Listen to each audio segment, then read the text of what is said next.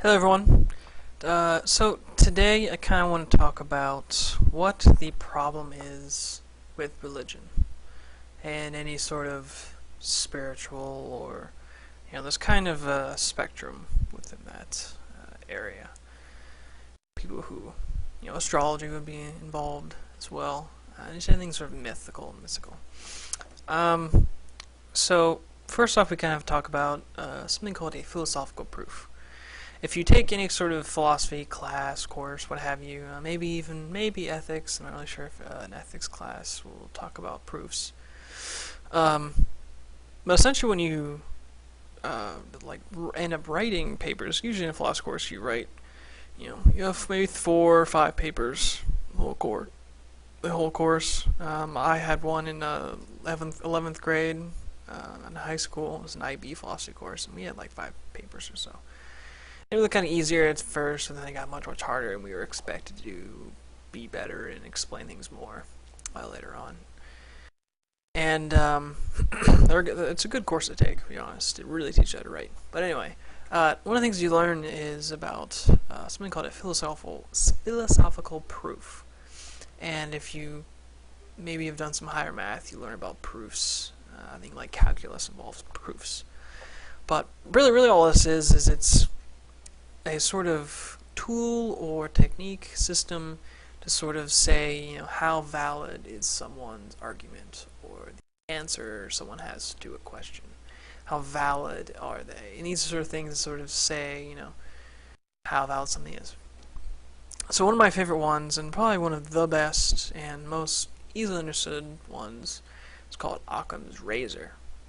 And all Occam's razor really says is the shorter and more succinct a answer, or sort of like a argument, I guess, to a question and what have you, the better and more likely that answer is to be correct. So kind of the same idea of the quickest point between point A and B is a straight line, that kind of thing. Simplicity tends to be best. Don't make it an open-ended question. Make it a yes or no. It either is or it fucking isn't. Okay. And that can, I think, as you go through life, you kind of realize a lot of life is just like that. It can be solved using really simple things. And even if you look through history, a lot of stuff seems really complex over time, and then eventually someone has figured it out, and they're like, "Oh wow, this is really simple. It's boom, boom, boom, that." Whereas everyone else before that thought it was so complex and crazy. But no, it really isn't. Sometimes it becomes more complex, but you kind of gain this simplicity to it, even though, of course the universe is vastly complex. But so anyway, if we were to apply Occam's razor towards religion, which of course one thing you have to know is that every religion is all based off of the same Judaic sort of principles. They all come from the same thing. And there's even a picture I have, which maybe I'll upload on my Tumblr, and I'll put in the comments or something like that to show you. And the image actually shows, I think it's going to be 9 different religions over time, starting with the Egyptians all the way to, I believe, the Christians. And it pretty much points out how a lot of the same sort of aspects of their sort of a Christ symbol person, Messiah, that's where I was looking for. How they're all pretty much kind of the same. And they all borrow from each other and use a lot of the same ideas and whatnot. And so when you look at, Christianity is obviously the biggest one in the world. Of course, obviously Islam is pretty huge too. I'm not really sure what the exact percents are. I think Judaism is probably a lot less. And then there's a lot of other minor things, and then people that are kind of like use the light version. So they're like, there's a God, but whatever. Or some people who and of course there's so many different versions of Christianity and all the other stuff, and Buddhism, what have you. So when you use the Occam's razor, you have to look at, okay, why one of the things is that if you see that if there's a text, if there's long descriptions that are just kind of monotonous and sort of keep saying the same thing over and over, or are contradicting, that makes it, it's like when you write a paper for a class. Eventually, when you get into higher college courses and what have you, when you're younger, you think, oh yeah, the longer the paper, your teachers kind of teach you that, oh, the longer the paper is, generally the better it is. Because the idea of that is that if it's long, you probably have something really important to say, and you probably have a lot of things that you're saying. This sort of, having a lot of examples, backing things up, using a lot, just more vivid descriptions for things. But when you get into college, you kind of realize that you really don't need a whole lot to explain things, and you need to just be very to the point with things, especially with different kind of papers, like an argument-based paper. Like I had one recently that was sort of taking a side on a type of thing. I did a film censorship, so there's a side to that. Either you are for it or you're not for it, and you have to back yourself up using examples and whatnot. And you don't want to be too monotonous, because then it's just like all this stuff doesn't mean anything, where you're saying the same thing over and over, which, So really, you want to make it as short as possible to get your point across. There's no point, the phrase beating around the bush. There's no point in doing that. Why do that? Just get to the point. Lay it out real easy and simple to understand. And that's kind of the problem with religion. A lot of it is not easy to understand. It's all vague. It doesn't use understandable language. Now, of course, a lot of it is translated from all sorts of things, and a lot of it really is kind of made up. If you look at the history, a lot of it there's I have a couple of languages that I have that point this out. That a lot of sort of actual documents are just kind of interpreted, and so they're interpretations of interpretations of interpretations that are not really all that accurate, especially like with the Christian Bible and things. And if you also look through history, there's always some sort of, like, the Code of Hammurabi was the very first thing that was ever really religious in a way. And they're all related to some sort of form of control, setting up rules, and they all change varied. Although the Code of Hammurabi is actually quite simple. If you were to compare it to Christianity or anything like that, it is very, very simple. Now I know there are, I'm not versed very well in this stuff, but it's like the 10 Commandments, yeah, and I think there might be more now. I'm not really up to snuff on that because I don't really care about it. But it's like, why are there 10? Why isn't there just 2 or 3? George Carlin actually makes a point. I forget which stand-up he talks about this in, or maybe one of his books. But he says that really what you can do is you can just cut them down to like 3, and that's all you need. And if you just kind of take away from things and just sort of go from a base and think, so okay, for life, what is required? What rules should there really be that are universal? And one of those things is definitely to not impede upon other people's choices and how they want to exist, which is something that religion does. It says you have to do this forever or else you go here. If not, then you go up here. It's all nice. Woo. Yeah. And so that's one thing it's always religion, that it tries to hold back. And a lot of people nowadays, I've noticed that most people I've met that are my age, I'm 21 years old, they tend to be more agnostic, atheist or anti-theist. There is a growing anti-theist movement, I would say, which is slightly different than atheism. And there's a lot of people that kind of just don't care either way. They don't focus on it much, or they're just kind of like, someone asks them, they're just like, yeah, I guess maybe God is there. There's probably something. Science doesn't know the answer yet, so I'll guess that maybe they're both kind of has some weight there. And many people say, oh no, science has figured everything out, which in many ways it has. But, so if you keep applying the Occam's razor here, since there's so many things, then that means it's not very valid.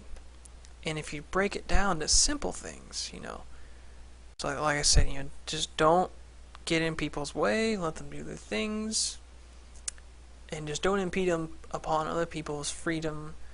And I would say maybe just sort of logical rights that we all kind of have to do what we want to do, eat what we want to eat, say what we want to say, fuck who we want to fuck, drink what we want to drink without for how much we want, drive where we want, any kind of thing. And religion kind of says that it has all these other rules that say you can't do certain things, like not eating certain type of stuff. You have to go to church all the time. You have to do this. You have sins. Blah blah blah. It really just bloats it. It's kind of like bloatware on a computer or on an operating system, like a fucking Vista. Ugh.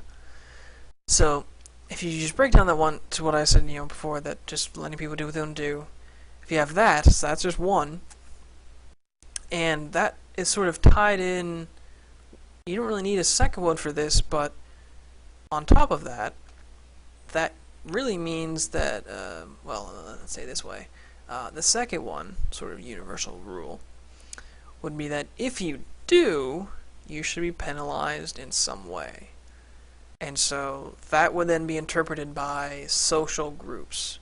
They would say, hey, you've done something that we don't like, and we all kind of made rules that are just kind of a little broad, but there's certain pinpoints, which we've done in our justice system and kind of overdone to allow loopholes, which are bad. And this is so, when someone steals something, it's like, yeah, okay, you were trying to steal something from a Walmart. It wasn't really anything important. Here we put on your record, blah, blah, blah. You're not going to jail or anything. Pay a fine. It's no big deal. You can go. That's very simple, And you have to have your picture taken, you feel bad, people look at you, and you're just like, this sucks. That was stupid. Why did I do that? And so it kind of puts that shame on you. And there's been sort of all sorts of shame that people have done throughout history with different cultures. So that's one simple thing, that kind of goes into play with politics and different cultures and then allows, like I said before, the first rule allows different cultures and things to be created, and within them they have their own subset rules, which apply to point 2. And really, that's it. Do you really need any more than just 2 things? And why do you need, all this corruption stuff and thinking bad thoughts and sex with someone that you're not married to, or all kinds of things like not praying, or like a sin, you're gonna have hell if you don't repent, or what the fuck ever. These things, you only need those 2 things. That's really all you need.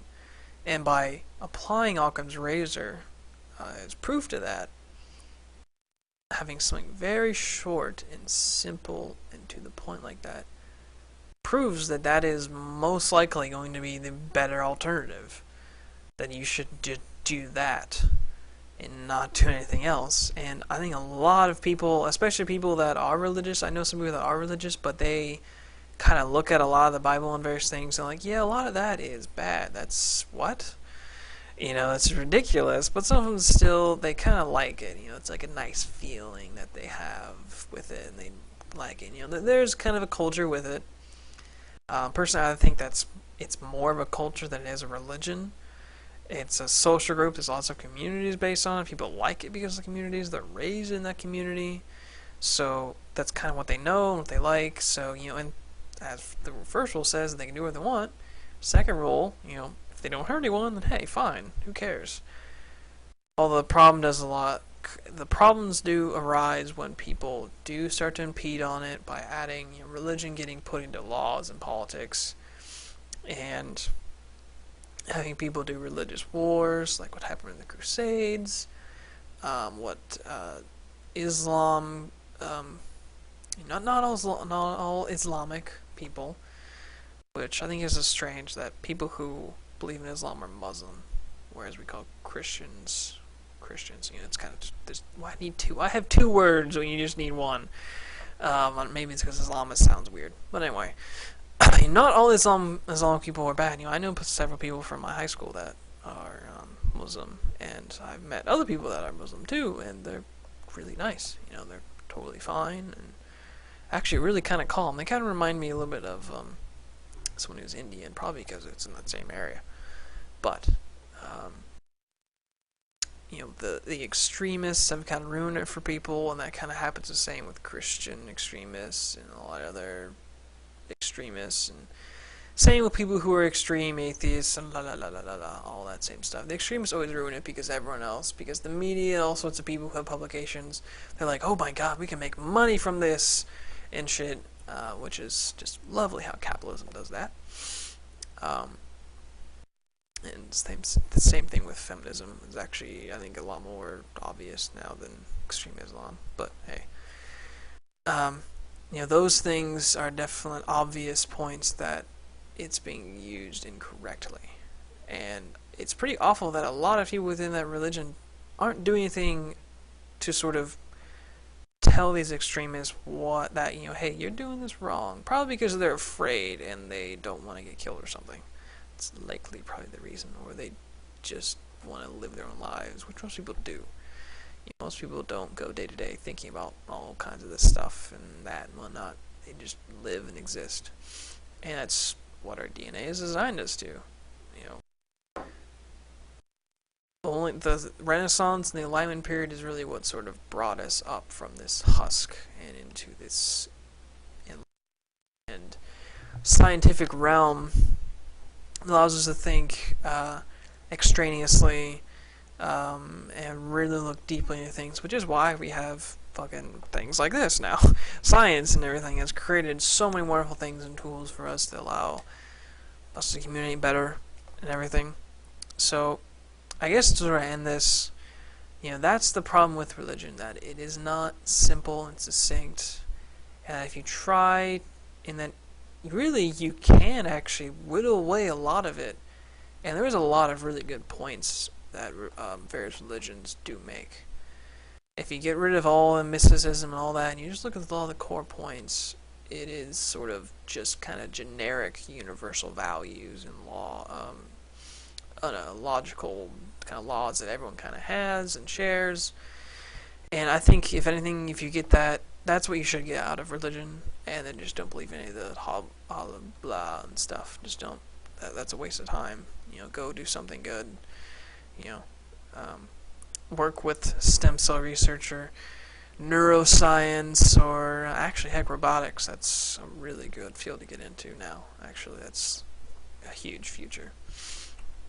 So yeah, and if you ever sort of have like a kind of a philosophical quandary, just use the Occam's razor. Just kind of think to yourself, okay, is this simple? Is it not simple? Use it for other arguments. You know, if someone's trying to say something that's really elaborate and kind of confusing, you're like, you know, just be simple about it, dude. And sometimes they realize they can't say something simple, and then you say, well, here's a simple version.